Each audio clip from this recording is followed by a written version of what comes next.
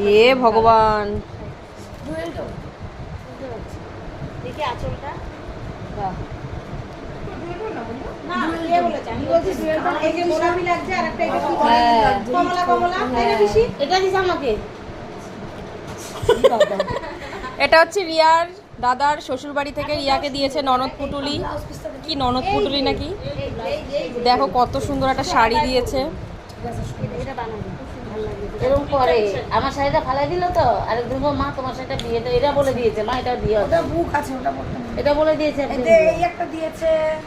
দেখা কি কি দিয়েছে। ওয়াও, বাহ, এটা হালকা শাড়ি দিয়ে। তুই মাথায় পরবি তাই। কিউট। কাটা। এই দারুণ জিনিসটা। ওয়ান পিসের সাথে কি ভালো লাগে?